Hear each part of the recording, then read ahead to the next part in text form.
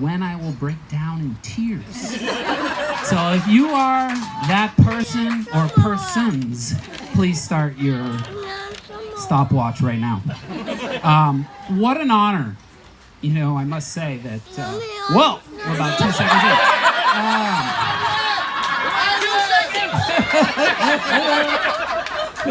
Too funny. What an honor to be the best man for this amazing couple. I've watched them over the last few years fall in love, and it's been an amazing ride for me and for them. So, but before I get on to them, let's talk about a few people in the crowd this evening. I want to start by welcoming the Reeb family to be a part of our family. We're so happy to have you. And I realized, yes.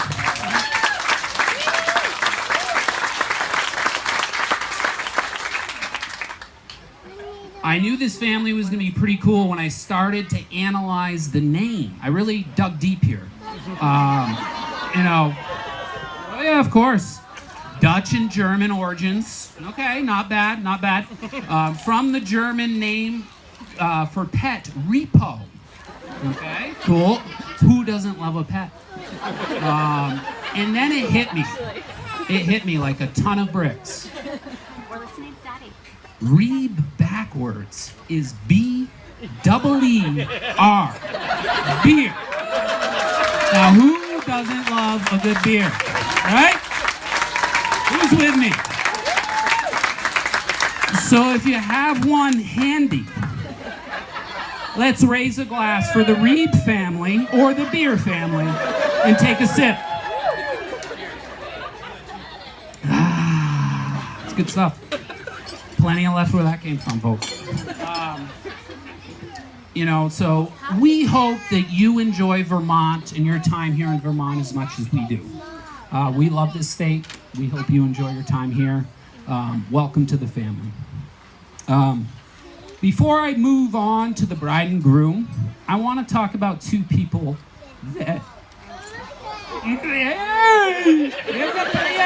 I'm fighting it off. I want to talk about two people who, without their help...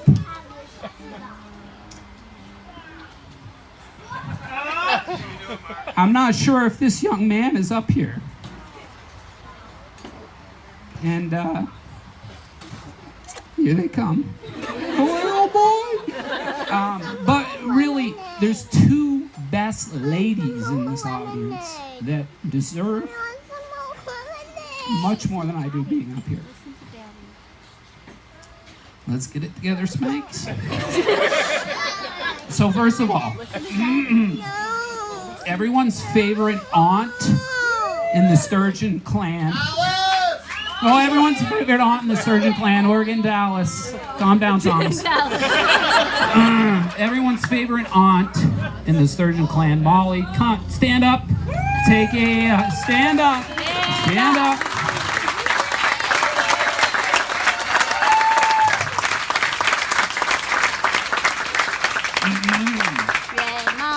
Without Molly and without my mother.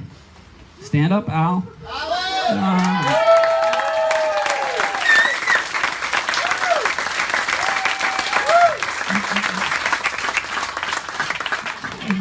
These two ladies spent every day for at least 6 months in a hospital with this kid. And, you know, we'll talk about his recovery a little bit, but I'll tell you, if it wasn't for those two, I don't know if this young man would be here right now. So, to them, I mean, I have the most respect for you. You should be up here giving this speech, that's for sure. So, thank you so much.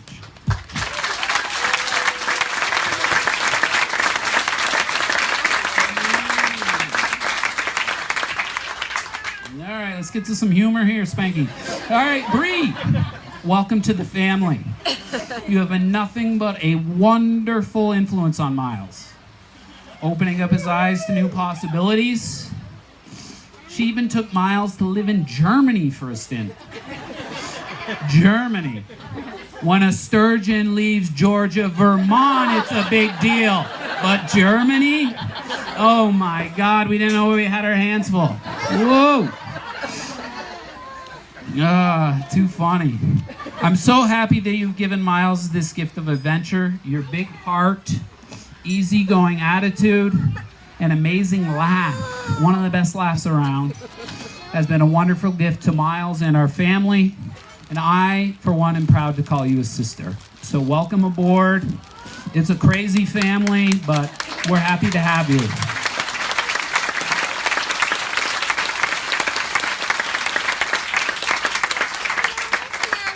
Now let's talk about the baby. Oh, the baby. Born in 86, the baby. Huh? Hard to believe the baby gets married today, huh, Mom? It's been a long time. The baby's getting married today. Can you imagine being the baby of one of 10 kids? There's maybe one person here that can do that, right? Sounds wonderful, doesn't it? Hold on a second. Let me tell you, as someone who was the 8th born of 10, there's some difficulties there.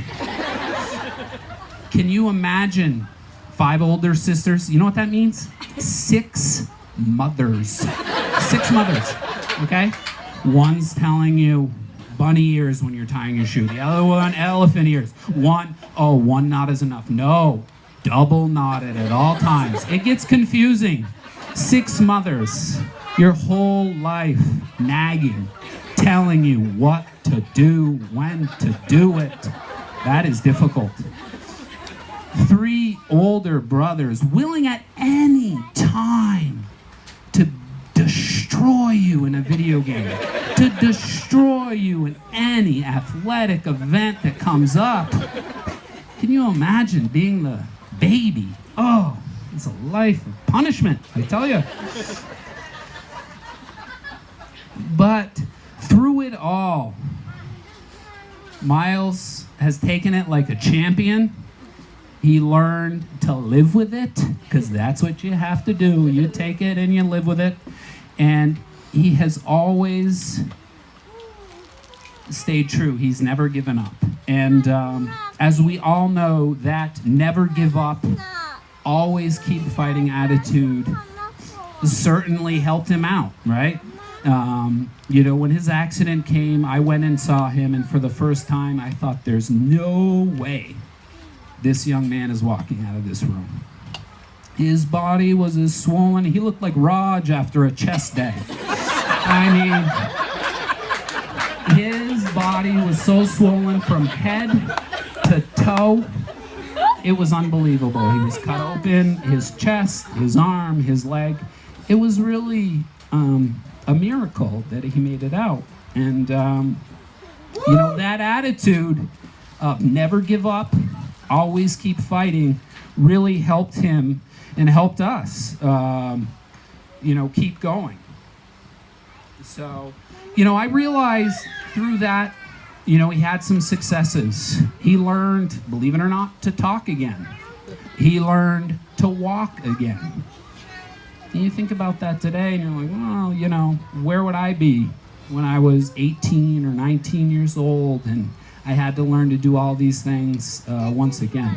But he did it, and he fought through it, and I couldn't be prouder of you for doing it.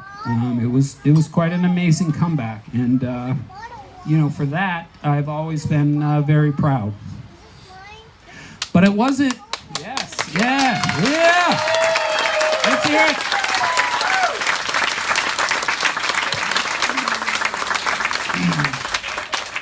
This guy has probably been through more than all of us have before, and it's been amazing. But it wasn't until church on a cold February morning that I realized that Miles was back. That Sunday started like most others. Obviously, me showing up an hour before Mass, getting 1 or 2 rosaries in. That's right. Before church started, I'd get 1 or 2 in, just for everyone. Saying prayers.